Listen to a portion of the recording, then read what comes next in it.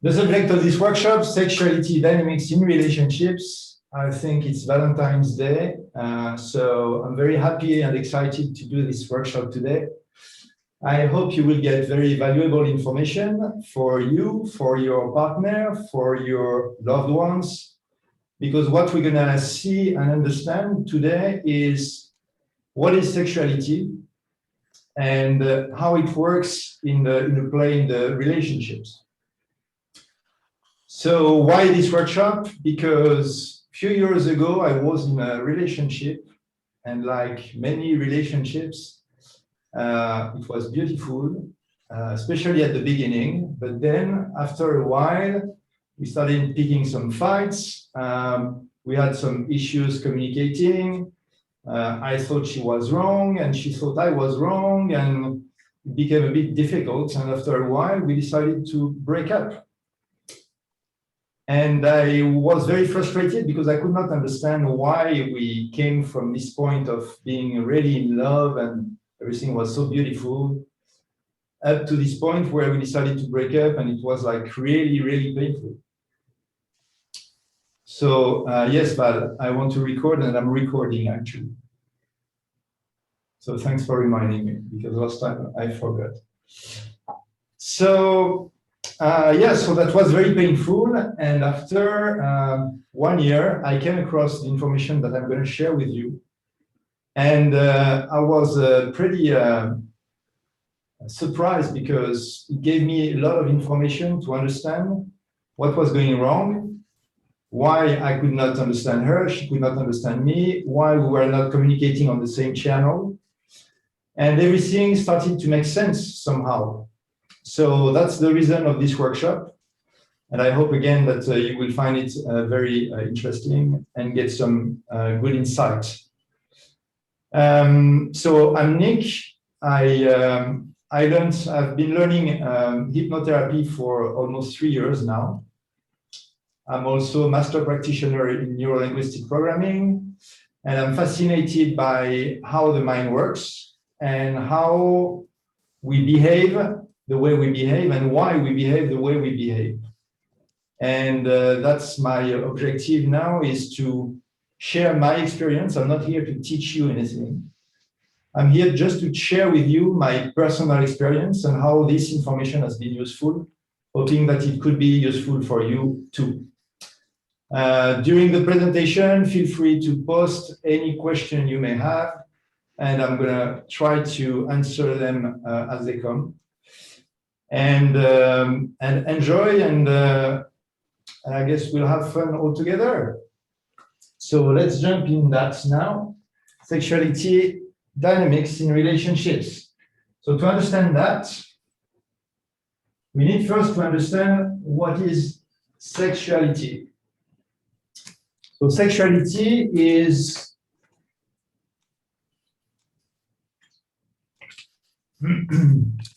not only about sex, it's basically a personality that we are wearing, and we are expressing through verbal communication, non-verbal communication, our likes, dislikes, preferences, the way we dress, the way we hold ourselves, the tone of our voice, the way we do everything in life, basically. It's all our behavior. And understanding the sexuality enables us to understand ourselves and how we behave and why we behave like this, but also how others behave. And in relationships, what is it, a relationship? The etymology of the word is a sense of being related. And the sense of being related means that it's an interconnection between two beings, and understanding sexuality is basically understanding the communication between the two. So sexuality as the relationships is something that we learn. We are not born with it. And the way we learn it is through what we see in our world around ourselves. So as a way of introduction,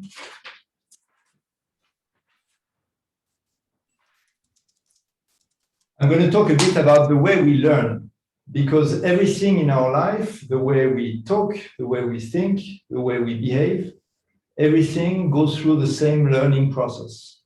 So some of you may have already heard about it, but basically we go through these 4 steps here. When we don't know something about a certain competence or a skill, there is no problem because we have no awareness of its existence, or we are not aware that we need it eventually. So if you think about maybe when you were a kid and you learned how to lace your shoes, it never became a problem until your parents told you, well, now it's time for you to do your laces by your own because you are big enough. And then you start like panicking because you don't know how to do, and you're like, how am I going to learn that? So you go from an unconscious incompetence, something that you don't know, to a conscious incompetence. And then you start being kind of scared because you don't know how to do that. So the way you start learning is you look at people around you and you're like, okay, I'm going to start mimicking and doing the same thing and learning like this. And the more you do it, the more you become conscious in doing this. So you move from the conscious incompetence to a conscious competence because you put your attention on it. And the more you do it, the more you know how to do it, until the point where even without thinking about it, you're like just doing it and you can put your attention somewhere else. So it becomes an unconscious competence or a subconscious competence. I prefer subconscious than unconscious because for me, unconscious is more like when you are dead, you are really unconscious. But most of the time, when we are not conscious of what we're doing, it's still there in our mind, in our subconscious. But you get the idea. So now we know how to learn. But when we acquire a competence, sometimes we want to change it. And it's very difficult. Why it is difficult? Because we come to the point that as it is not conscious, this competence, we don't even remember how we acquired it, and it's in autopilot. So probably you have heard many times people saying, I don't know how I'm doing that, but I'm doing it. It's my nature. It's just because it becomes an unconscious competence and they are just doing this without thinking of it. So bear that in mind. It will be important for the following explanations.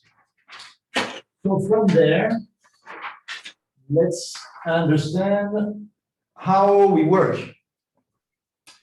So imagine that we are working like a mobile phone, actually. We are like mobile phone in the way that we receive information, we store information, and we send information. But before being able to do all of this, we need to go through the 4 steps of learning how to get information. And then when we have the information, we can send it. So first, we need to learn how we get the information. And this is my little drawing here. You'll see that I'm not very good in drawings, but the idea is just to get the concept. All right? So imagine that around you is a potential reality. Why I call it a potential reality, you will understand very quickly. It's because whatever we take from the outside world is through our 5 senses. So our hands, touching, our ears, our eyes, nose, and mouth. And we get whatever it is, and we take like, if we look at something with our eyes, what we take from the outside world is just a still picture. And from this still picture that we get through our eyes, we have a thinking process going through it. We look at the picture, and then we will extract a meaning out of this picture. And the extraction of this meaning becomes our reality. So it's not the reality, it's our reality, because we have put our thinking on it.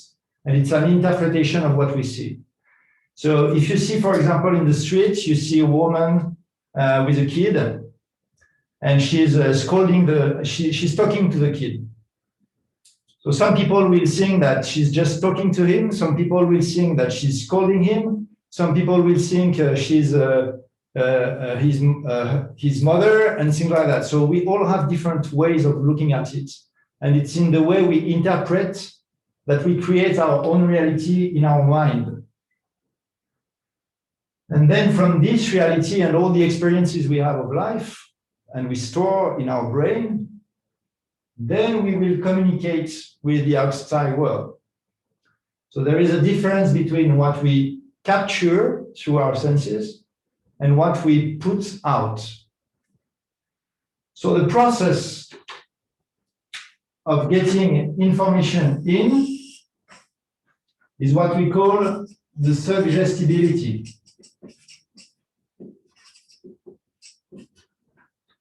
So suggestibility is collecting information and storing it. And the process, which is from my reality to the external world, it's our sexuality.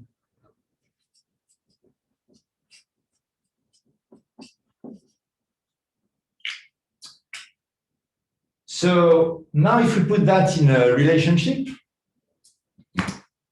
what happens? Ta-da! It happens that basically we have two persons that are communicating with each other, and one has one reality and the other person has another reality. And the way they communicate is from their reality. It's not from the potential reality, which is a common to everybody.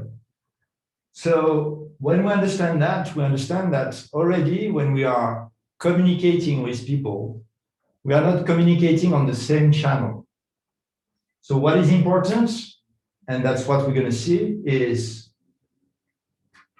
for this person to get here and understand by asking questions and communicating, and the same from the other here, so that what is communicated is understood and not assumed.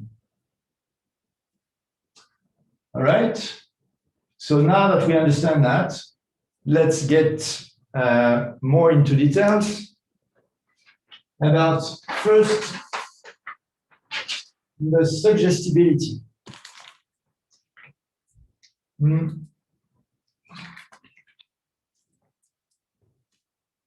So suggestibility is something that we learn from the youngest age. When we are born, we don't have yet the language. So the language structures the thoughts. So it means that without language, we cannot, or it's very difficult to structure our thoughts. So the only way we can discover the world around us is through our body. And that's why we are starting reaching out to things. And basically, little by little, and as we are learning and going through these 4 steps processes, we are calibrating our senses. And the more we calibrate our senses, the more accurate they are and the more information we get in. So at the beginning, before we learn how to speak, we feel everything in our body. We reach out to things, we put that in our mouth, we smell it, we touch it, and we feel through our body. That's the only way we can understand the world around us. So everything is through physical sensations. Then from the age of 2 to 3 years old, we start learning how to speak. And on the top of feeling the world around us through our body, we have now the language to structure and make sense of whatever is happening around us. So between 0 to 3, we discover things through our body.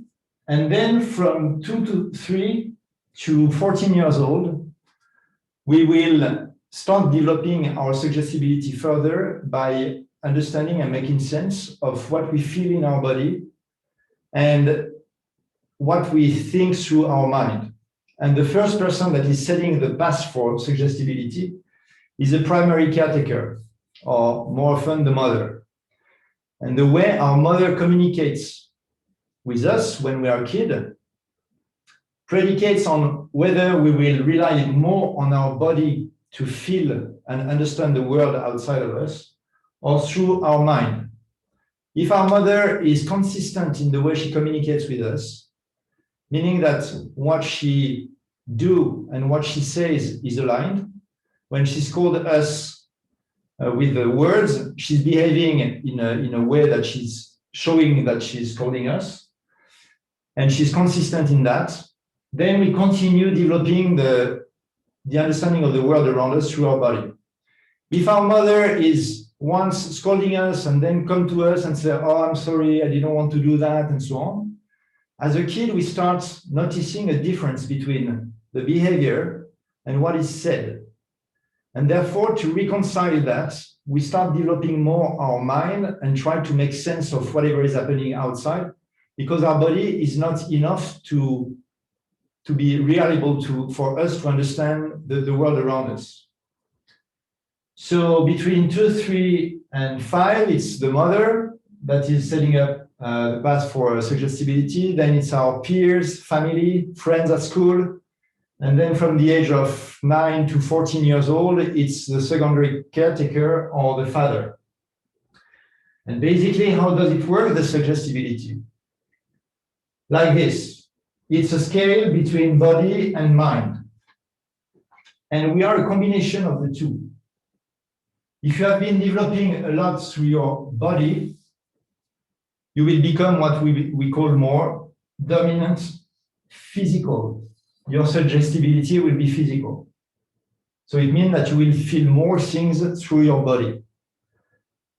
If you develop more through your mind, because your primary caretaker or your mother has been very inconsistent in the way she was communicating to you, then you will develop more your mind, and then you become emotionally suggestible.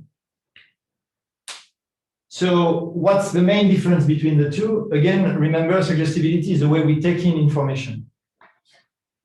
And in a relationship, it's important to understand how the other person is understanding us. So, we're getting into serious things here. So if you have been developing more your physical side, and again, you are a combination of the two, but one is dominant. If you are more physical, the way you process information is, first you have a thought that creates an image in your mind, and then it goes through your body, and you feel things in your body. And after you feel in your body, the information is going to your mind, and you have an emotional sensation. If you are more emotional, so through the mind, it's the opposite. So the thoughts, the image, then it goes through the mind, you analyze it, and then the result of the analysis triggers the physical feeling. So it means that when you are dominant physical, basically, you are very comfortable with your body. You can control your body very well because everything goes through your body. But when it comes to your emotional state, it's more difficult to handle. So your level of control, it's at the level of the physical. For the emotional, it's the opposite. It means that they are very good in mentalizing things and thinking with their mind. But when it comes to the physical sensation, it becomes more difficult. So in a fight, for example, the physical person will be like exploding straight away because they feel in their body, so they express straight away their emotions. They are extrovert emotional. Whereas the emo is absorbing, so everything in the mind, and when it's overloaded in the mind, it goes in the physical body, and then they get crazy and they can really do crazy things. So these people are people who are not able, when they pick up a fight and they feel the thing and they explode, they can't control their physical reactions. So these people are more like physical introvert. So that's for suggestibility. I did a full workshop on that, so I will not get into more details, and we will focus more on the sexuality. So sexuality. How do we develop the sexuality? So sexuality develops between the age of 9 to 14, sorry. And it's predicated on how much affection and physical touch is given to you, basically.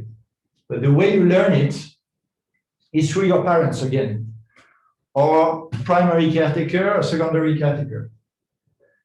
So the baby, us, we hear, and if the father goes to the mother and is very affectionate and showing physical touch and affection, the kid here learns that when you want something, go and get it. This is this. And will develop more a physical sexuality. If the father behaves like not demonstrating much affection and touch, the kid will learn, if you want to get something, just wait and it will come to you. So it will be, in that case, the mother who will be more physical and showing affection and physical touch to the father. But the kid here, why he's looking at the secondary caretaker or the father, is because the link between the mother and the kid is very strong. And at the end of the day, dad is coming back home, and is basically taking the attention of the mother from the kid. So the kid is like, who is this guy who is taking the attention of my mother? I should better learn how he does that so I can get back the attention from my mother. So that's why he's observing that, learning that, and in the end, he developed his sexuality according to the father. So what happens is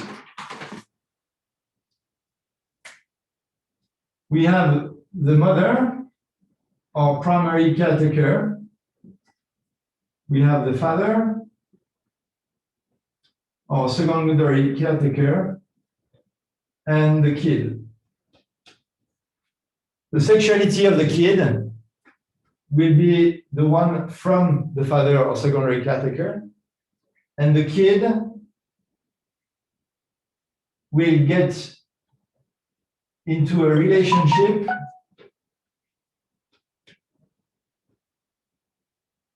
who has the same sexuality as the mother. That's usually how it works. So what I'm explaining here are really extremes, but most of the cases are like this. Then there are exceptions, but most of the cases are like this. All right.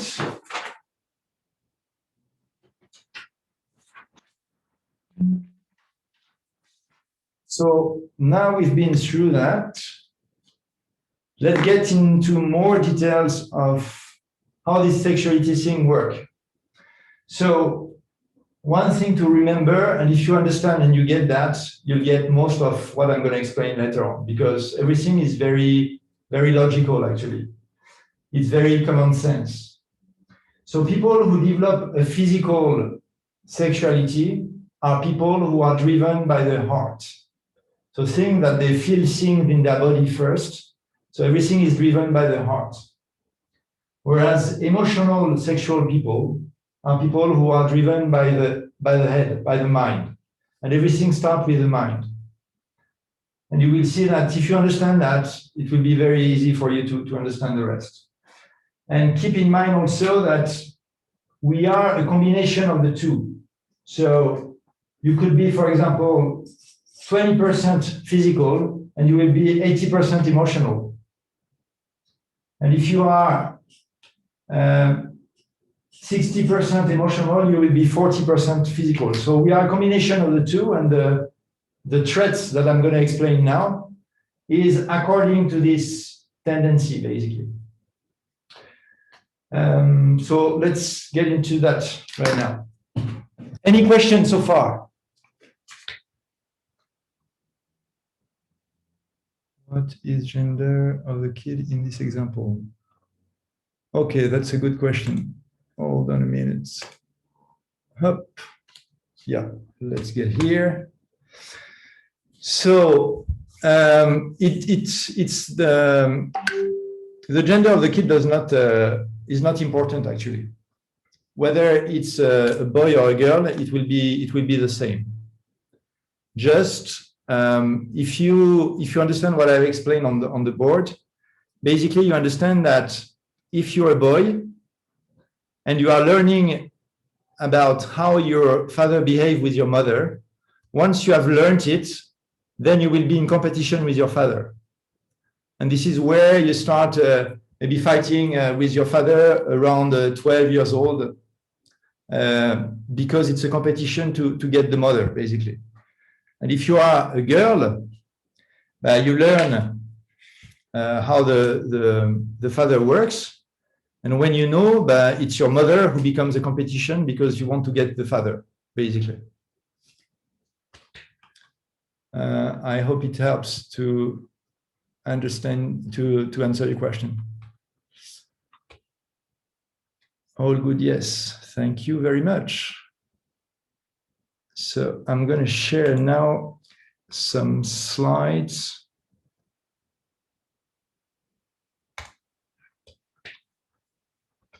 If I know how to do that.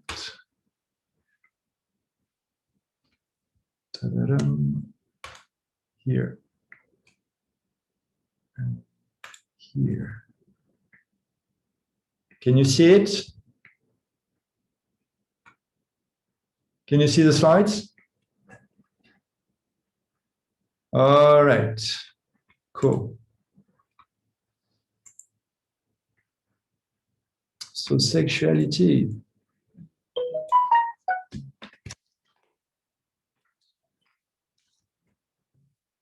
I'm going to switch off my phone because it's a bit annoying. All right. Okay, sexuality. So maybe with the information that you're going to learn, if you go for a dinner, a romantic dinner with your partner tonight, that's going to be interesting information to share with your partner, maybe. So bear with me.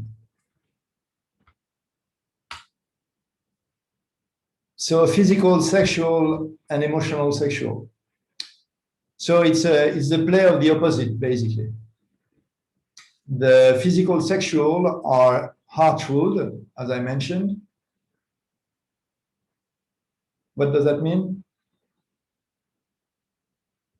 Bobcat, you're talking to someone or you're talking to me? I see you moving on one side to another. Ah, hold on. I think my hold on, my speaker is not on the right side. Hold on.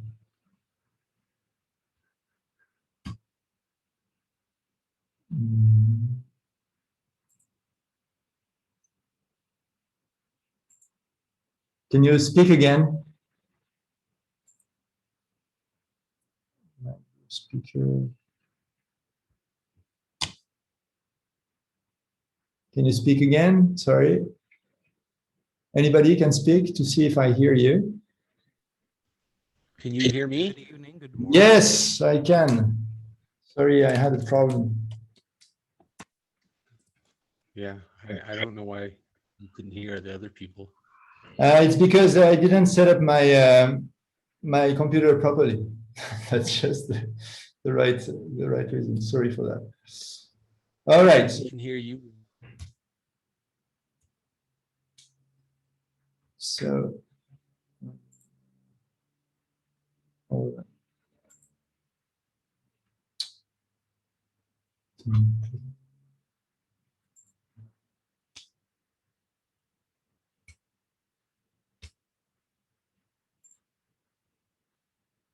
So,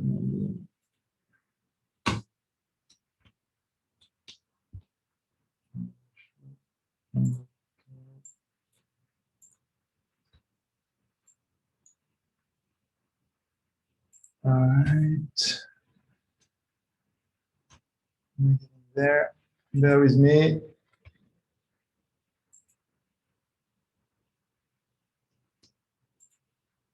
Yeah. Okay. So coming back to that, so physical, sexual, heart ruled. They are more right brain, so they are more creative, they have more intuition, they really work with their creativity and in all areas of their life, basically.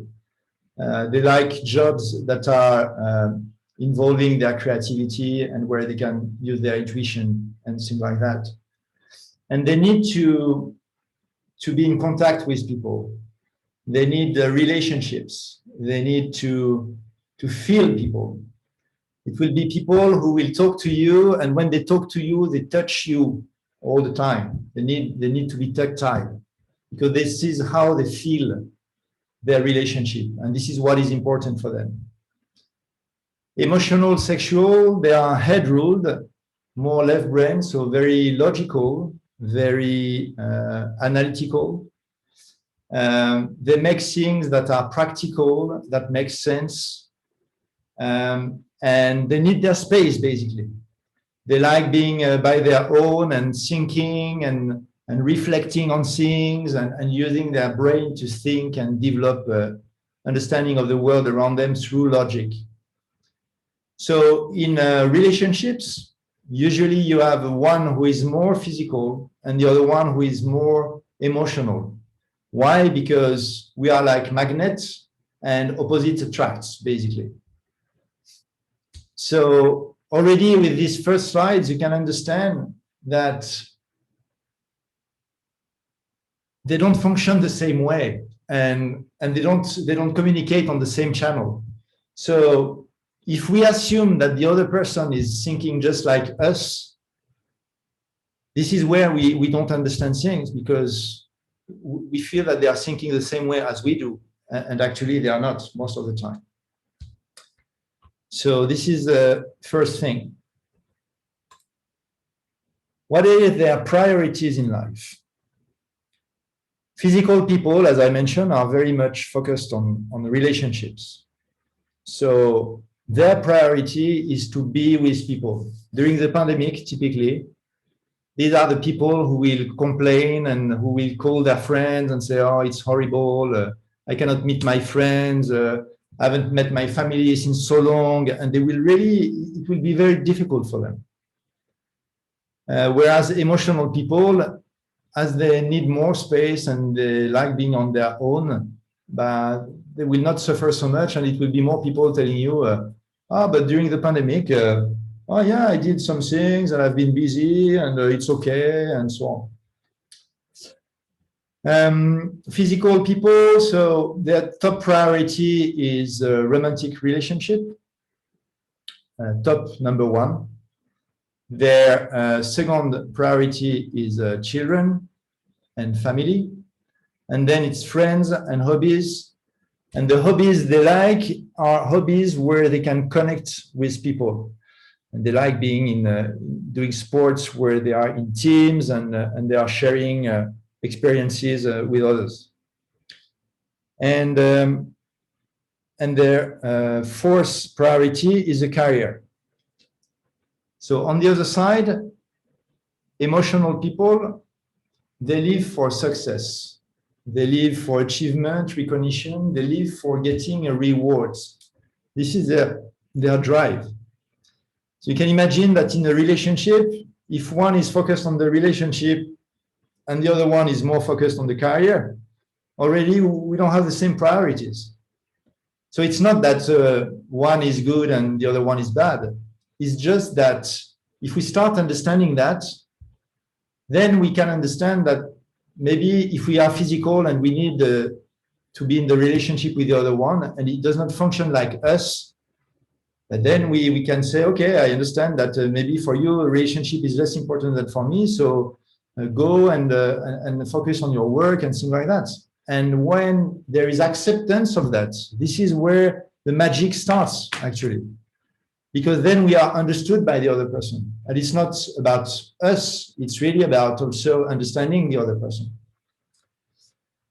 Emotional, sexual priorities, but it's their career, because this is what they get their reward in getting rewards in their career.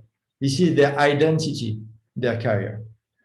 The second one is hobbies, because and usually hobbies where there will be challenges and like a tennis or things like that, when they can be very competitive, because again they look for the reward, the achievements, and the recognition. And then third position, relationship and family. And for them, the relationship, romantic relationship, family and kids, and they are all in the same basket. And the fourth priority is mistress and friends. Mistress, why? We're going to get into that a little bit later. But they have a more propensity to have affairs than people who are more physical, sexual.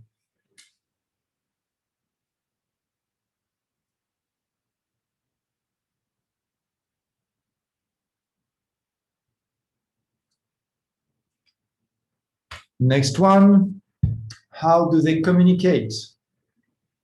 So physical, sexual, they hear literally. So when you're talking to a physical sexual and you say, I have 100 things to do today, the physical sexual will be like almost, wow, 1, 2, 3, 100. They will really believe that you have 100 things to do today. Whereas emotional sexual, they hear inferentially. So if you tell them I have 100 things to do today, they will process the information and they will be like, it means that they have a lot of things to do today. So already they don't process information the same way. Physical express what they feel and what they feel in their body. And they expect the other person to feel the same way, but maybe the other person is processing things in the mind. So emotional sexual express more what they think. Physical sexual speak inferentially. So why they are doing that? They are usually, when they talk to you, they will go around the bushes, because they don't want to hurt people, as they are driven by their heart and they are driven by relationships. If they have something that is painful to tell you, they will not tell you directly. They will tell you something and they will hope that you will deduct and understand what they mean. Whereas emotional people, as they are very logical, they will not understand why they have to go around the bushes, because it's not logical to them. They will be like straight to the point. So they speak literally. Can someone change from physical sexuality to emotional sexuality? Yes, it's possible. It's very possible, but people who are dominant physical sexual usually stays dominant physical sexual all their life.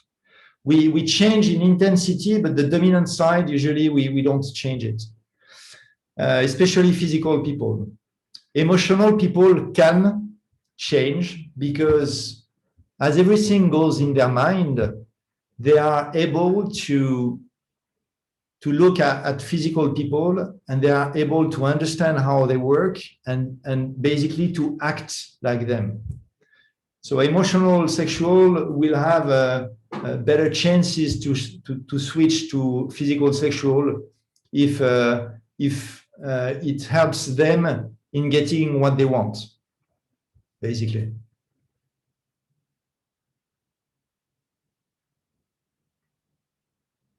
So yeah, absolutely. As I mentioned, we are a blend of the two. And I'm sure that in everything that I'm going to explain here, you will find some of your traits on one side or the other. But if we understand the extreme, then we have a better way to understand where we stand in between the two, actually. So yeah, we are definitely a combination of the two. Some people are very, very high physicals, and some people are very high emotionals.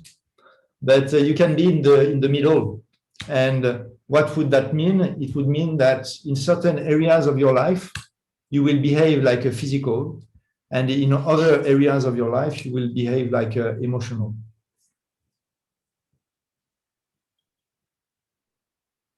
Hope it answers the questions. How do they think? Physical, sexual, they think all over the place. Because again, they feel things in their body. So when they feel something, they just express it. And again, they are very creative. They follow their intuition. So it's just come up like this. Whereas emotional, everything is thought first. So they will analyze and things like that. So they will be very linear in their approach, very logical, very practical. The thinking is rooted in the heart for physical, we already mentioned, in the head for emotional. Physical, make impulsive decisions. So typically it will be people who like doing compulsive shopping and buying things just because they feel like to. And once they have been buying like crazy, but they will start thinking about it, and maybe they will repent in later. Whereas emotionals, they don't like shopping usually, or if they shop in a very practical way. So it will be people who will buy maybe 3 times the same things in 3 different colors, because it's practical. They've been spending some time to buy something, and it fits well, so they buy 3 of them, and that's it. So they always think first, and then they act. So if you see a discussion between 2, physical people will be like talking a lot and asking questions, going to people, etc. Emotional people, they will take more time to process information and reply. So it happens very often. Me, I'm more, when it comes to talk to people, I'm more emotional. So when I'm talking to people who are very physical, sometimes I'm like, it's difficult to follow because I need to process the information to understand things and then go back with my answer. So sometimes it can make people stress because the conversation is not going to their liking or to their reason. And it's not because the other person does not pay attention or doesn't care. It's just that in the processing of information, it might be different. In social environments, gathering, physical people need to stand out. So if I take the extreme, physical people are the people who like being seen. They will do everything to attract attention. They will like to talk and complain, because when they complain, they get more attention. They like gossiping, also because they get attention. And they want to be seen. They will wear bright colors.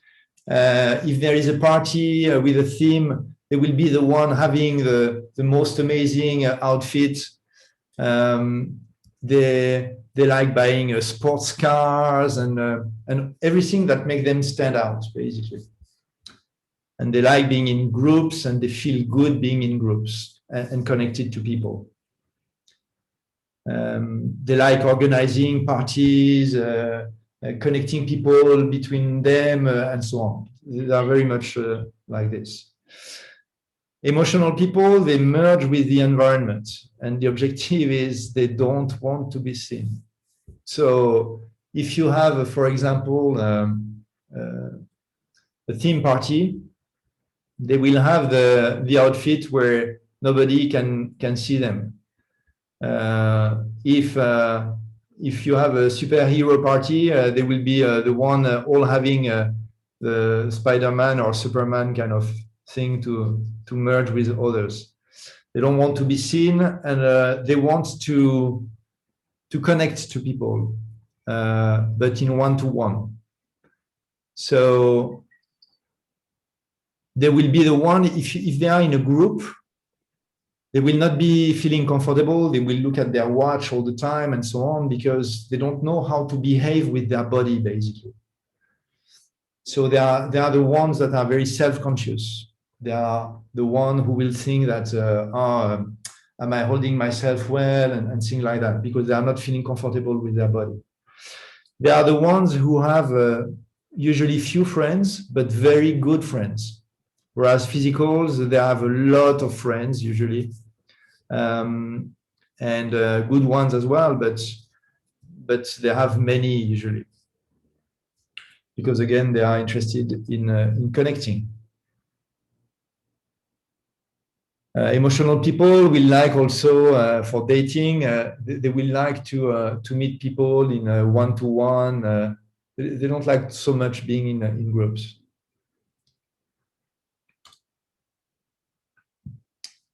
So how they express love and affection? The logical mind of the emotional can also be like an infinite, logical, overwhelming tree. Yeah, very true. Very true, because they need to be very logical. So if the information that they are getting is not very well organized, they start somewhere and then try to make the logical, the other information is coming in and they cannot link, and therefore very quickly they can be overwhelmed. Absolutely. So the way they express their affection, physical people, they express love repeatedly. They will tell you, I love you, I love you, I love you all the time. Why they are doing that? Because they need to feel reassured that you are connected to them. And they will tell you so that they can hear back from you. They are waiting for the feedback. And if the feedback is not coming, they will start getting into stress. And they show love directly. They are acting and doing things to express love openly. They are very comfortable in showing love in front of other people, typically. Whereas the emotional will be like, okay, love is understood. So as it is understood, I don't need to express too much. I don't need to tell too much. I told you already once, so it's done. Now it's, you know, I love you, and that's it. And they will not express it so much. Or they will show it indirectly. So they will do something, and they will wait for the partner to discover and understand that it's an expression of love. Physical also in gifting, for example. Physical will like giving you gifts that they want you to have. Emotional people, they will give you gifts that are practical. So that's pretty interesting. Sometimes you get things and you're like, but that's not practical. If you are emotional, it's because the other person will want you to have that, because it's an expression of love. Also emotional are why they don't want to express so much their emotion, because as they are very logical, there is no 100% for them. So when they say I love you, before saying I love you, they will be like, okay, but do I really love her 100%? Not really 100%. So if it's not 100%, maybe I cannot really say that I love her, and blah, blah, blah. And they will go like this over and over and over again.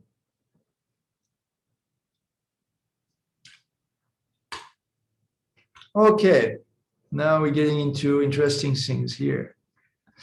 Intimacy. So how does that work, intimacy? For physical people, sex means love, and love means sex. So it's together. You cannot separate them. Emotional people, because everything is in the mind, they can definitely separate the two. So they can be in love with someone and have sex with another person. For them, that's less of a problem, because they focus on the feeling, and the feeling is what is important for them. Physical, it's one because they need the physical contact. It's a proof that the other person is connected to them, basically. Physical people are able to surrender totally. And we'll see after why this is important. Emotional people are more in the control and power, because again, everything is in the mind. So in order to feel comfortable in their body, they first need to be comfortable in their mind. So if you look at two people, one is physical and the other emotional, the physical person will be very quickly connected to other people through touching, but will not be able to reveal or talk about their emotional feeling if they are not physically connected to the person first. Emotional people, it's the opposite. If they are not emotionally connected to the person, they will not feel comfortable physically. So if a physical person go to an emotional person and start touching the emotional person will likely not feeling comfortable about it. And if the emotional person go to the physical and say, oh, so what is going on in your love life and things like that, the physical person will not feel very comfortable. For physical people, sex is part of love, as I mentioned, and sex without feeling is not possible. I mean, it is possible, but it's very difficult for them. It's very important to have sex with feeling. More important, this is how they could really enjoy and have pleasure. Whereas emotional people, they can separate the two. So having sex with someone they don't have feelings for, it's okay.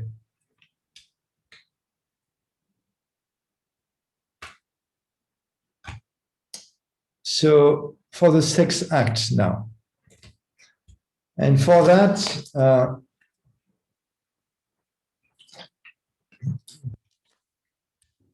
let's go back to what we mentioned earlier about physical and emotional and the body driven by the body or by the mind. Someone who is physical and driven by the heart, their body temperature is higher because they are feeling through their body. So the temperature is higher because everything is through the body. Whereas emotional, the body temperature is lower. Someone has the mic on. Is it possible to switch it off, please?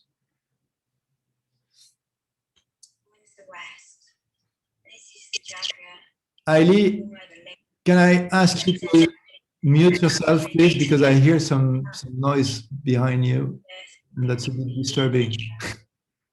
Thank you very much. No worries. So emotional people have a lower body temperature just because they process first in their mind before releasing the emotion in the body.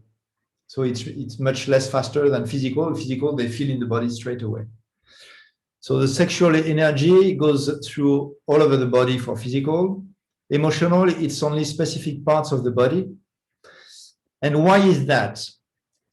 If you look at what I have here, it's a representation of chakras, basically. And to understand this body temperature and what I mentioned earlier about surrounding,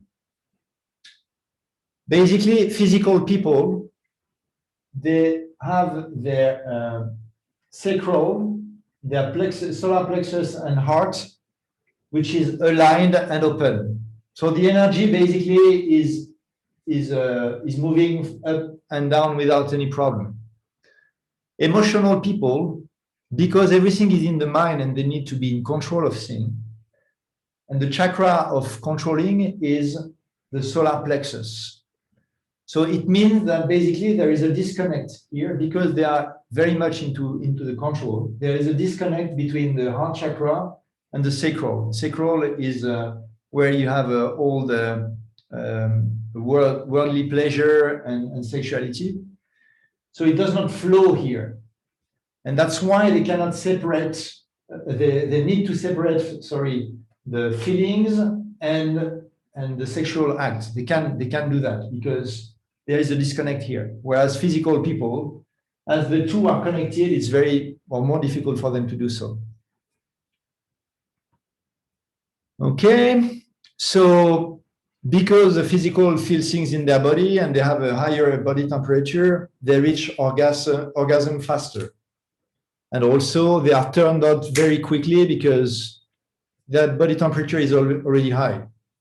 Whereas for emotional, it's longer to warm up because first it goes to the mind and they need to analyze. And when they are happy, then they release in the body. So it takes more time.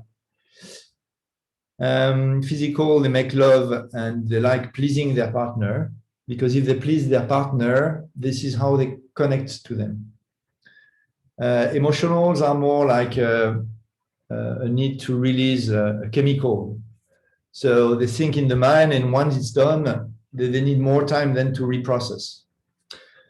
Physicals are working according to sex cycle that are daily and could be several times a day. Emotional people are more like on a 3-day cycle, and I get to that a bit later. Physical people can have multiple orgasms. Emotional people, usually it's one, they release everything at one shot, and then they need some rest before they can go again. Physical can handle rough sex because, again, as they feel in their body and they control their body, they are able to better control what is happening to their body. Whereas emotional, it's the level of control at their body is very difficult. It affects them much more.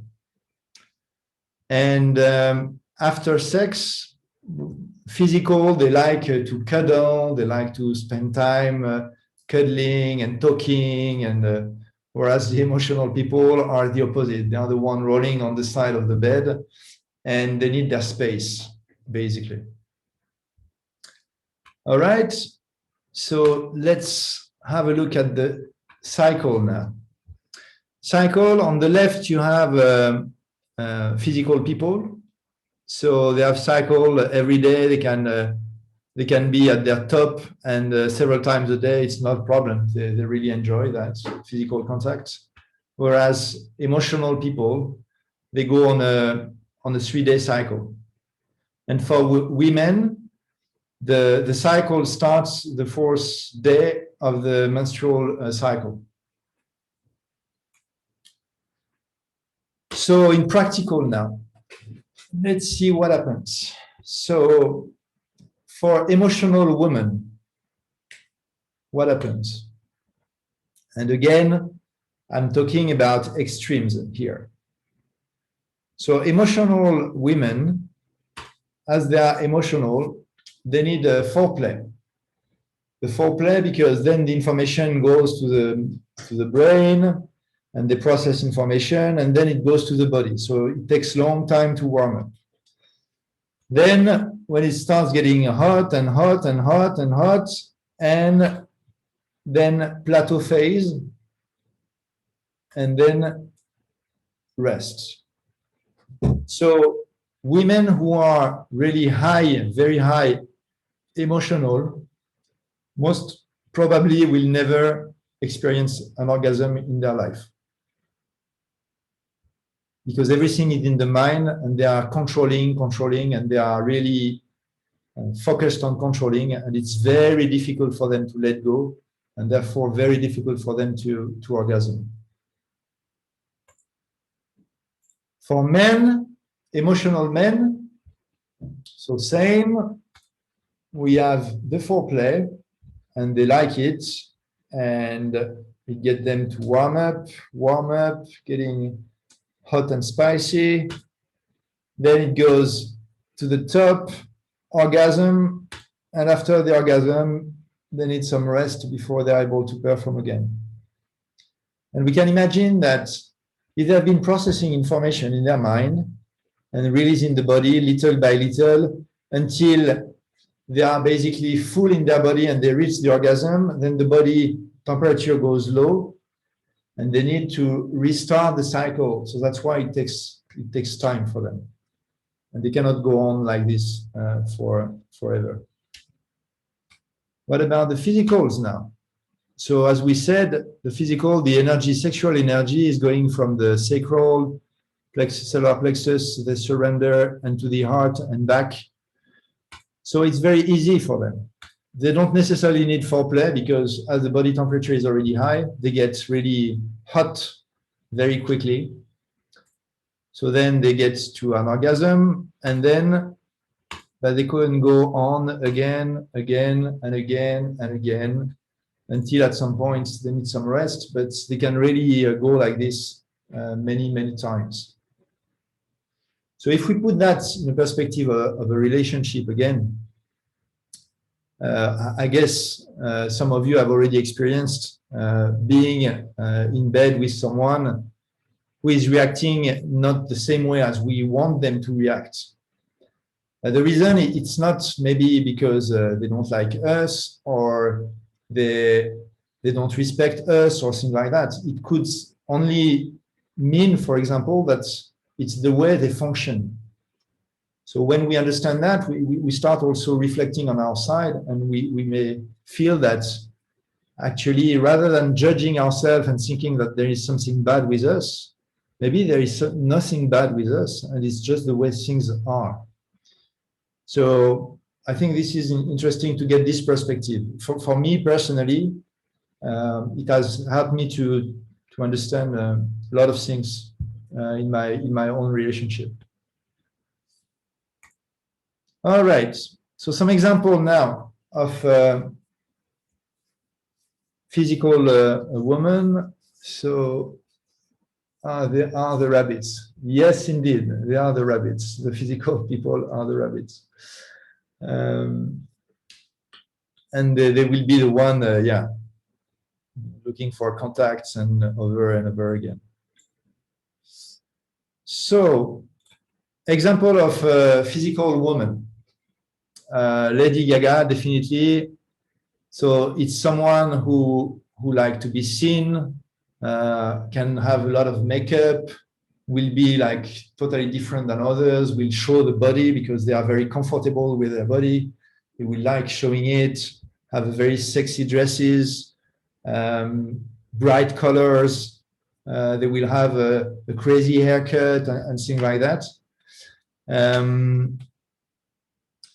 They will try to be a center of attention. So if you see in bars or clubs, it will be people who like crossing the entire room and be sure that everybody will see them. So they do everything to be really seen.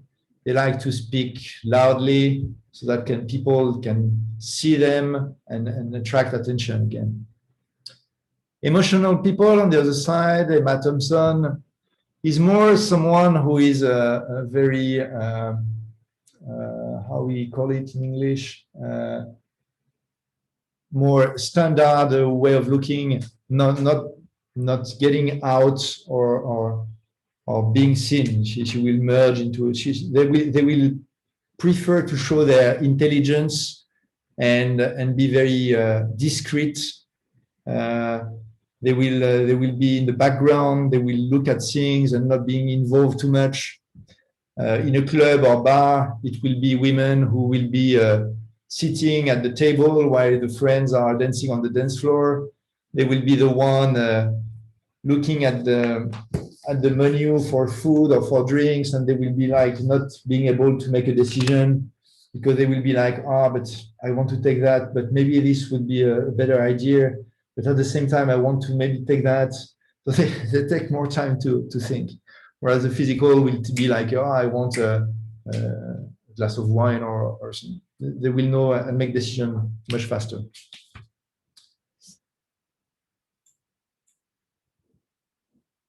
What about men? I guess now you probably know how men will look like.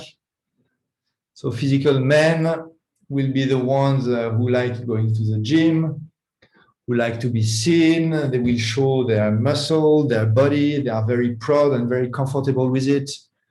And again, they will attract attention. It's typically the hero and macho type. And again, I'm talking about the extremes. There are men who like thinking that they came to this world to save women, basically.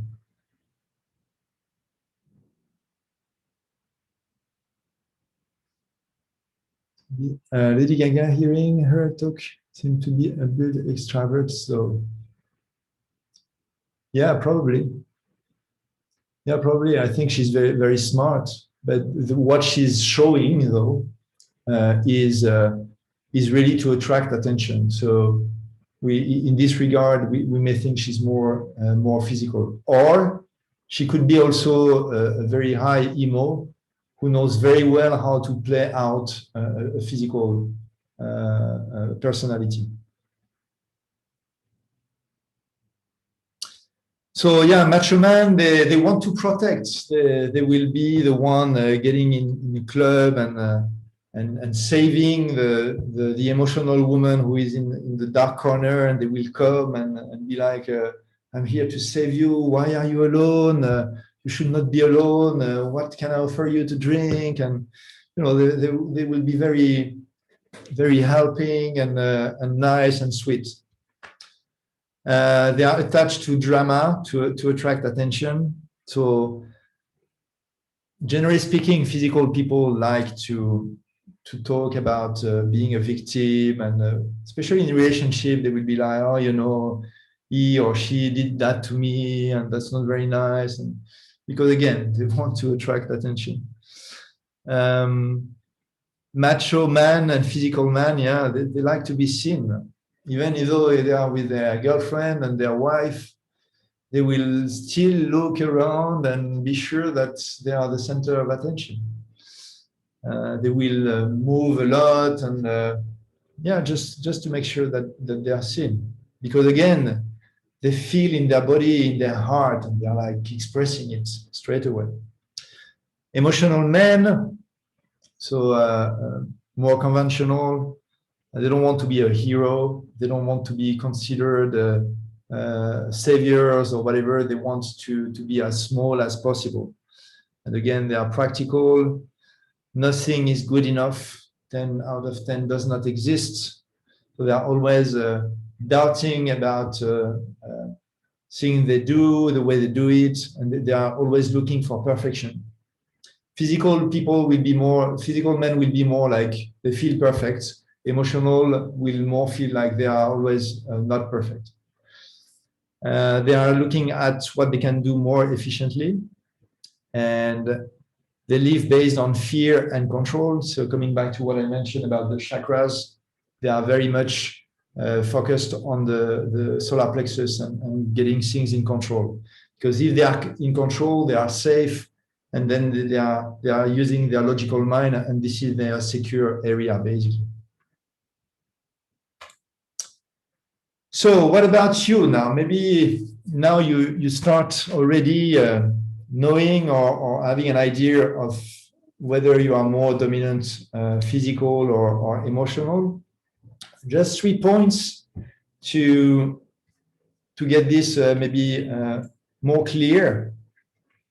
So 3 traits that are very good in assessing your sexuality is, what is your behavior in bed? So according to what we said earlier, do you feel you're more physical or emotional? And this is probably the most reliable traits to determine your core sexuality. So your dominant sexuality, whether emotional or physical. Also, the father or second caretaker's perceived behavior. So if as a kid you perceive your father as being very demonstrative and showing affection and connection, physical connection with your mother, you may have probably developed more the physical sexuality. Whereas if the father was more in the background and the mother was more the physical, then most probably you have developed more this emotional side. Though it's not only the father and second caretaker perceived behavior, because we look at people around us and we are also influenced by people we care about around this age of 9 to 14 and after. And how do you handle rejection? Because physical people, their fear number 1 is rejection. Because being rejected by people they love, and especially by the partner, is seeing the world collapsing around them. It's proof that there is something going wrong, and they will think that it's because of them, and they will not be able to handle rejection. Emotional people, their fear number 1 will be failure. So as we mentioned, top priority for emotional people is career. If they get fired, it will be extremely difficult for them to handle that. Whereas physical people, if they get rejected by their partner, that will be very difficult for them. So how you handle rejection will be a good way to determine also your core sexuality.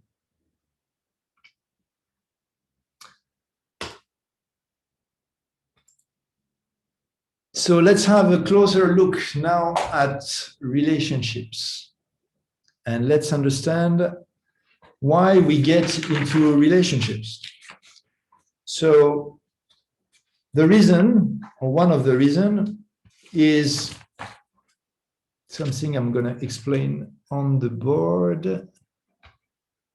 So I'm going to stop the sharing for the moment and get back to the board.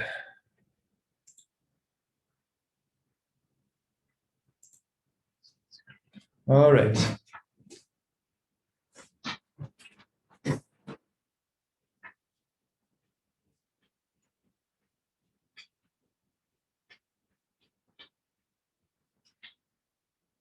So by now you should know how this works very well between emotional and physical.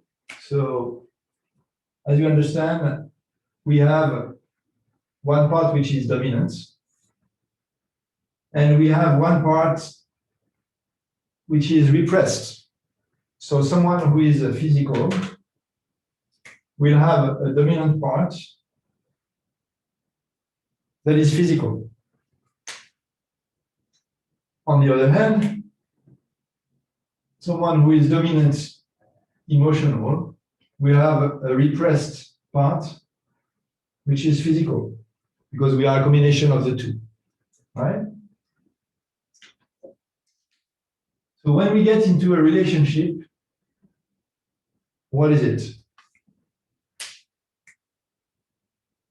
What we want to do is basically to feel complete or to be complete.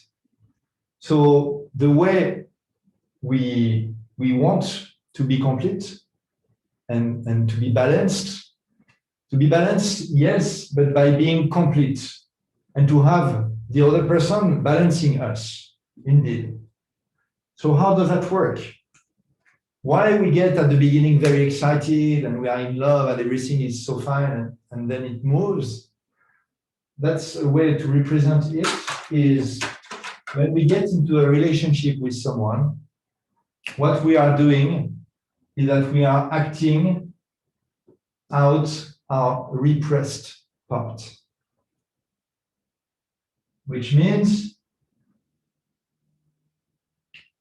that we are attracted by the traits of the physical person because we are playing out our physical repressed part. And the physical is playing the emotional repressed part. So that's why we feel like, oh, everything is so beautiful, because as an emotional, I found someone who is just like me, amazing. And if I'm physical, wow, I found someone who can understand me and be with me and want to be with me, and it's beautiful. We make love all the time. And so that's how it works at the beginning.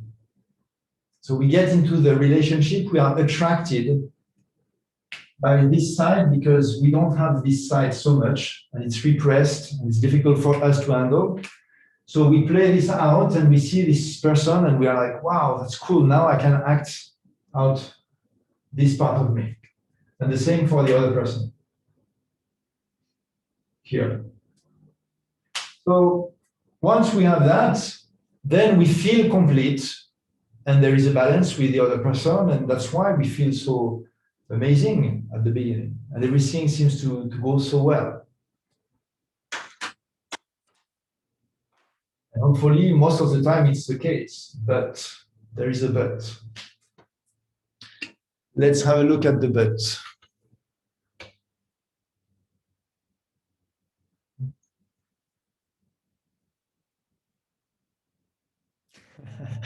Yeah, sorry, I didn't need that. Let's have a look at the birds here.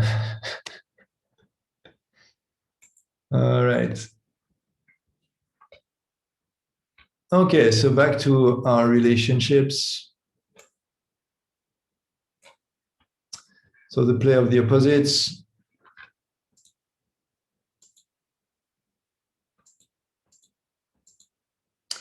So what attracts us when you are physical, what attracts you to an emotional will be because you're playing out your repressed part, and you will like more the wisdom, analysis, and logic of the emotional, how disciplined they are, and how they look like very strong people inside.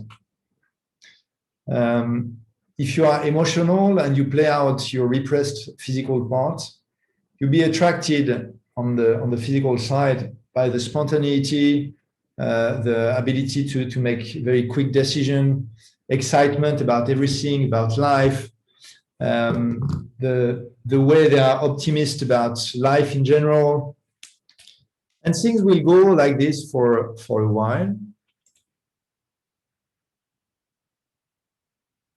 And let's have a look at the type of relationships that can develop then, the combinations.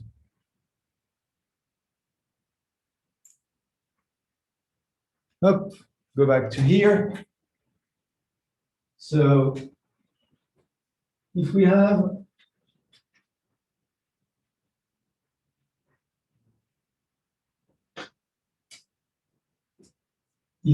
a emotional woman with a physical man, what will happen is what I mentioned earlier. Typically, it will be like, I don't know, in a bar or in a club. The physical man will go to the emotional woman who is probably alone by her own and feeling like a bit isolated, and he will come and he will tell her that he's coming to love and save her. And the emotional woman will be like, wow, that's super nice. This guy is really paying attention to me, and she will feel good, and things will start together.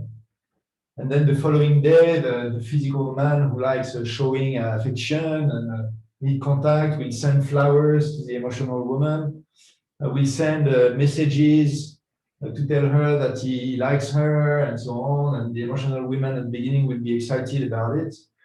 But at the same time, if, for example, she has some work to do, she will be busy also with her work. And sometimes she will not reply to his message.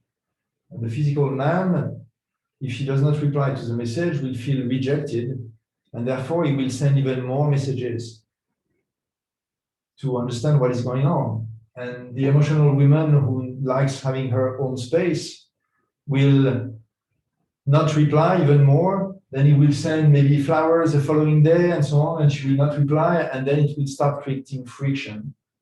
So this is typically the kind of relationship that can develop. Then emotional man with physical woman. It will be like, for example, in a bar, the physical woman who is very comfortable with her body, very sexy, will come to this guy who is alone at the bar, and will come and look at the guy and say, would you offer me a drink? Because he will not do that first, obviously, because he's more shy.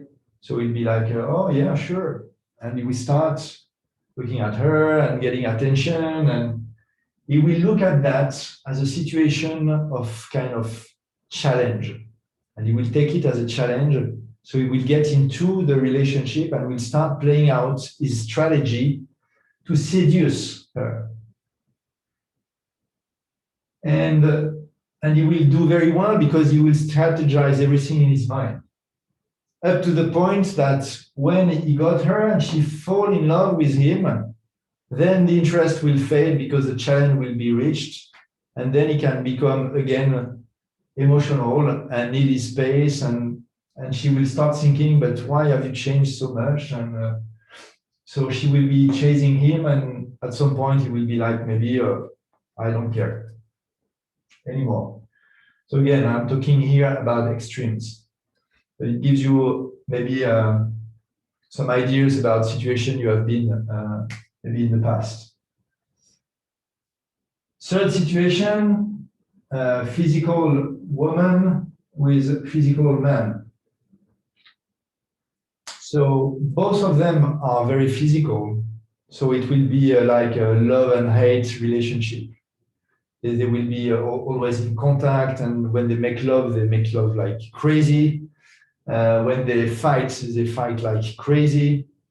And there will be also there will be a lot of fights because they are both of them physical, and they like to be seen. There will be a competition between them, and they will be competing all the time for everything. And this is why they will get into fight all the time. But then to reconcile, they will jump onto each other, and they will break the table, the chairs, and we will make love like crazy. And then things will go down, and it will be ups and downs all the time.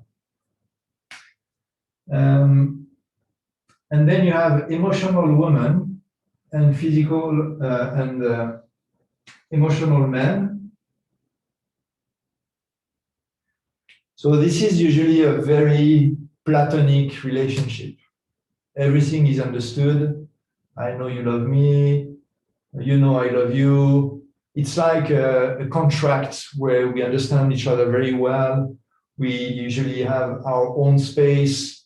We don't sleep in the same room. We both have our own room, and we meet in the middle once in a while to have sex, and then we go back to sleep in our own rooms. So it will be very quiet relationship, no ups, no down, very steady relationship usually. So that's the four kind of combination. And then according to the intensity of being physical or emotional, you can have all the possible variations you want. All right.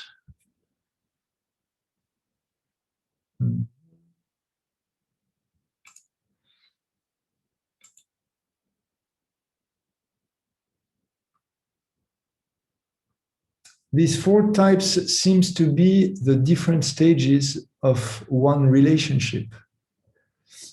Can you clarify your question? Are you saying that when you are in a relationship, you're going through these four steps? Or you have the feeling that you're going through these four steps? Yeah, that's very possible. Because you can imagine that if we are playing the opposites, we can, at some point, if we are complete, playing both physical sides, but sometimes playing the emotional sides. And with a different combination of our dominant side and the repressed one, we can definitely go through the different stages indeed.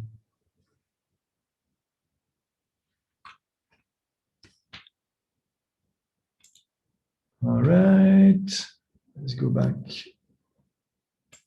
to our presentation.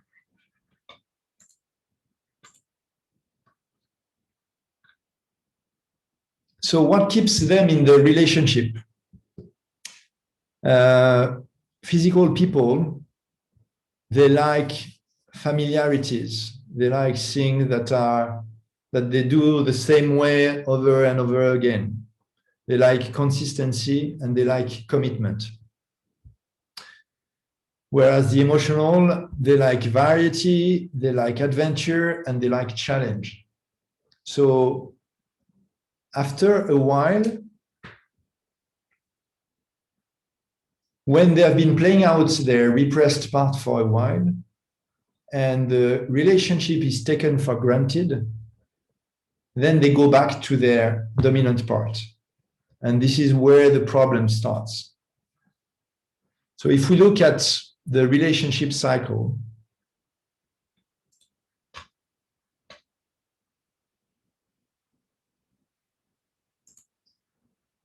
oops, sorry.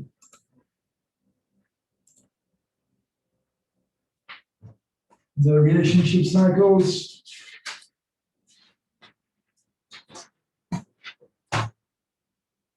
Yeah. So how it works? First, we feel incomplete, as I mentioned. Because we feel incomplete, we are looking for completion. Then we meet someone. We feel that we are complete and we are balanced in our relationship. So we decide to get together. We decide to move together. We decide to have kids. We start doing planning for the future, and everything is beautiful. And this is the honeymoon period. And after this honeymoon period, what could happen is this plateau phase.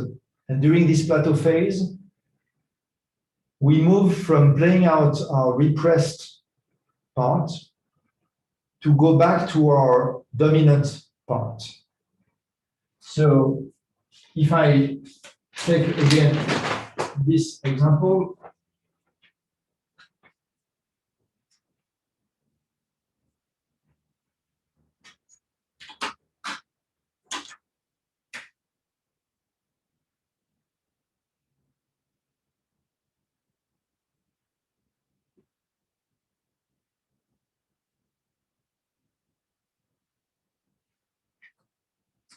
so we are playing out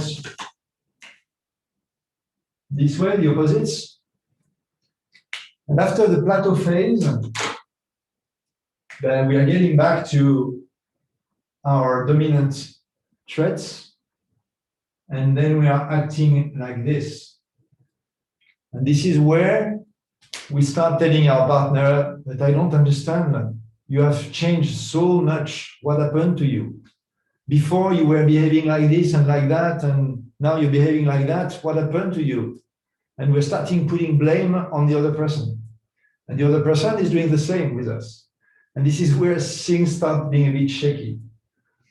And it's just because of this, because the emotional is getting back to being emotional, and then focus on career, focus on work, go back from work very late because he's busy doing his things, go with his hobby and so on, or things like that, while the physical will be waiting at home and wants to be with the other. And so things will get back to this, and this is where problems may start. They may start if the transition between this and this and this and this is not understood. If there is no communication between the two persons of what is happening, then we will be in this situation assuming that the other person is still like this, but they are not anymore. And this is where misunderstanding and lack of communication and problems really starts. So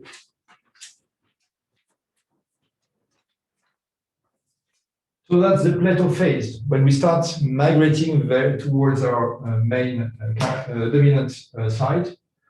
And this is where the disillusion starts. We had an illusion of completion. We go back to being incomplete and division. Again, if we don't communicate with the other person. And we have the trauma and separation, and we end in divorce and fights and horrible things, unfortunately, dramas and so on. So that's the cycle that a lot of people unfortunately go through.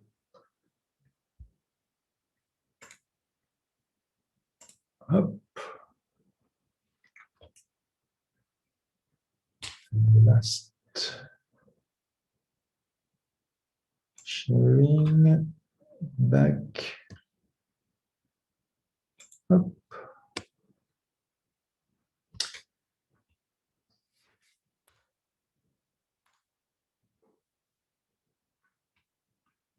So what is a crisis for a physical, and what is a crisis for an emotional? So as I mentioned, for physical, it's feeling rejected because this is their drive in life. They want to be in a relationship, they feel good in a relationship, and their drive by their heart is to be with the person they love. What is the most difficult is being rejected because they have emotional pain, and their emotion in their brain, they don't know how to handle it. So this is where they start being depressed, and they try to understand, but they can't understand because it's very difficult for them to make logic about what they feel in their head. And in extreme cases, they can become psychotic. So they are losing touch with reality. It means that they are starting seeing things or hearing things that do not exist, and they become totally not rational in their approach and communication. Emotional, it's feeling like a failure. So especially with work, and it creates physical pain for them. So when they are feeling like they are a failure and they cannot process it mentally, then it starts affecting their body. And these are people, when they are in these situations, will trigger like chronic disease, because it's their thinking which is affecting the way they feel in their body, and that can trigger really debilitating disease. And they can go in extreme cases being totally numb in their body because they don't know how to process the information. They don't express anything because they are processing, but they don't know how to express their emotions. And it's also people who can reach the point where they will become violent and physical with their partner, because being in this state of being a failure, once they are thinking and they are not able to control what is happening in their body, then they have reactions that they cannot control. And this is typically where they start beating their wife, for example, or for women to stop also beating their husband. But I think it's less common. How do they fight? Physical people, they need to talk, they need to communicate. When something is not good, as they feel it in their body, they will feel it straight away, and they want to communicate. They want to know what is going on, because relationship is the most important thing for them. They also, as I mentioned, they will gossip and talk a lot about being a victim to their friends. They will call their friends and spend time with them talking about what happened, etc., etc. And they need kiss and attention. So if you are emotional and you feel that your partner, physical, you had a fight, best way to reconcile is to kiss and have sex. That's the best way to reconcile with them. Emotional people, they will keep silence, and usually they will move in another room because they need to process the information. If they are staying in front of the partner, shouting and so on, they cannot process the information, and this is where they will explode and become physical. So they need to go out, process the information, and later on they will come back and say, "Oh, I'm sorry," and so on, because they have processed the information and found a logical explanation about what happened, and they realize maybe they did something wrong or things like that. So yeah, they need space if they are in pain. Those physical, still parallel anxious attachment and emotional type, parallel avoidant attachment style.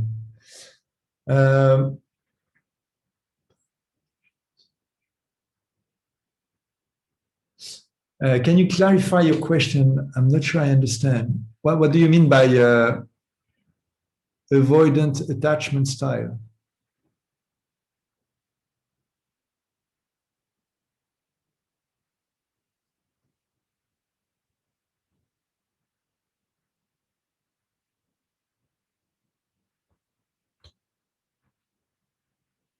If you want to maybe unmute and ask her directly, Caroline, if they are attachment style. Yes, I can unmute. Yeah, it just sounds like some of the characteristics of physical are in line with like an anxious attachment style. And some of the emotional is in alignment with avoidant attachment style. So it could just be like something where there's like maybe anxious attachment tend to be more physical and avoidant attachment tend to be more emotional. Yeah, that's a good point. As physicals are very much into the relationship, they will be very much more focused on the relationship, and they will maybe create more dependency on their relationship and therefore attachment. And they might create a dependency on, if the relationship goes well, they will feel good. If the relationship does not, they will not feel good. Whereas emotional, they will be able to disconnect from that more. So I hope that helps answering the question.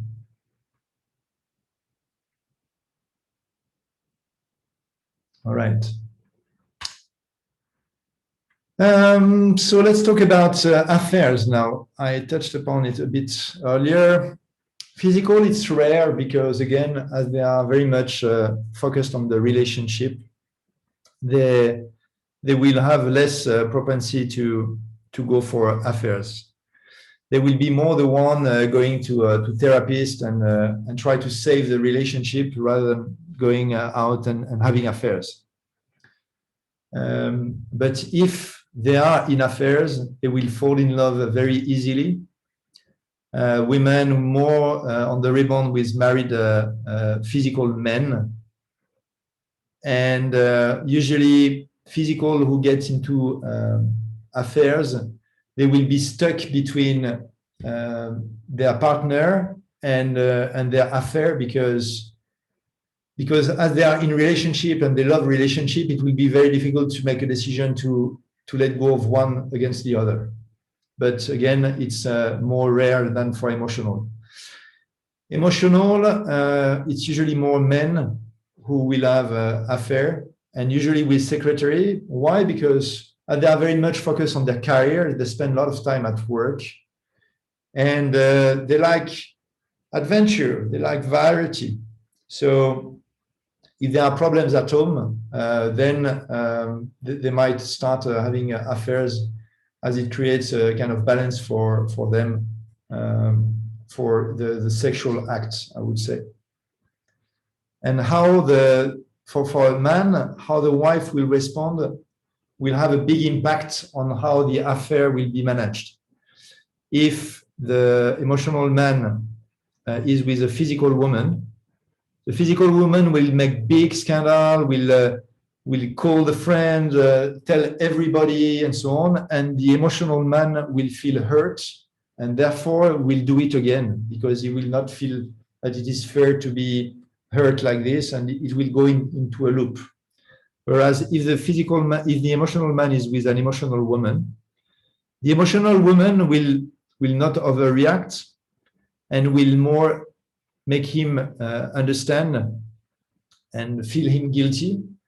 And therefore, the emotional man that will look at it as a challenge will most probably come back. And then they will agree to settle the thing. And emotional men could do that with either single or married person. They don't really care, because again, they separate between sex and feelings.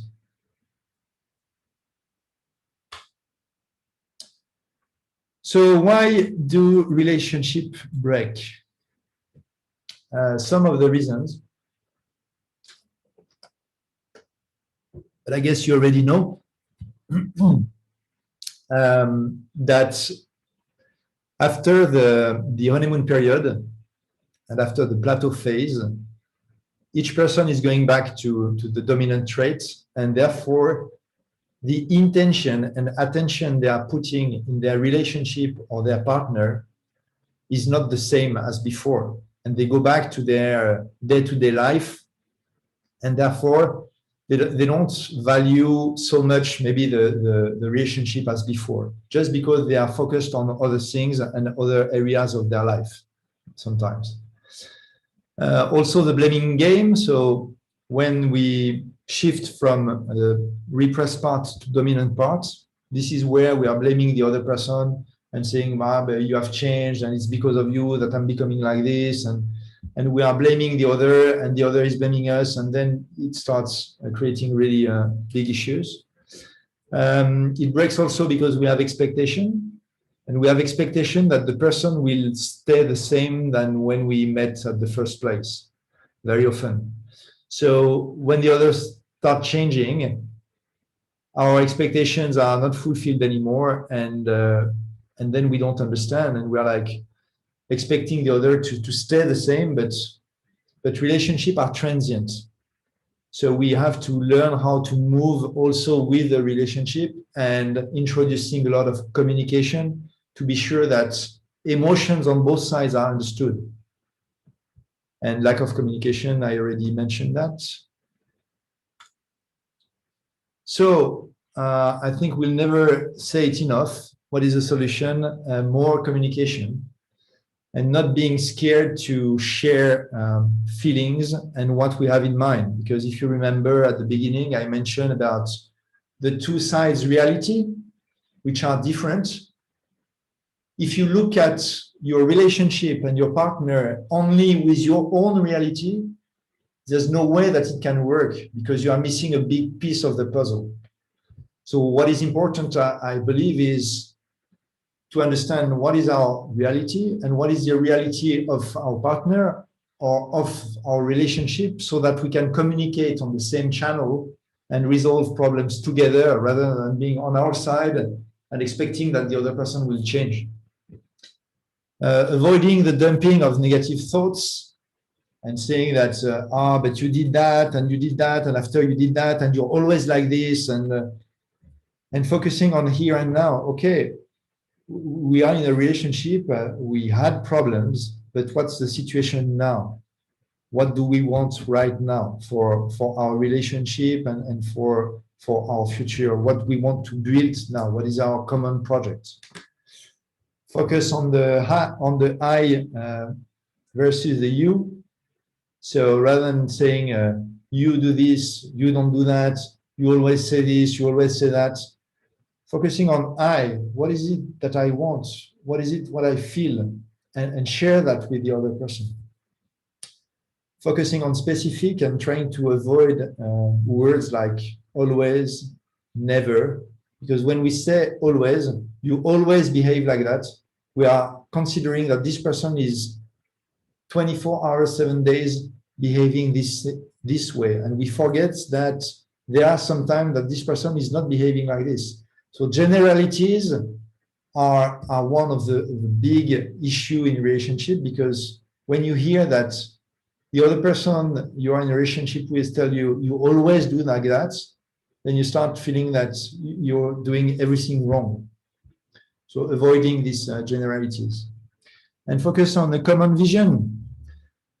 Very often we end up finally thinking about our own well-being and our own wishes, and we may have a tendency to forget that we are in a relationship, and what is important is not to look at me and the other person, but to look at us and what we want to build or do together. And this might be the thing that drives them individually, but not start with individuals and forgetting about that.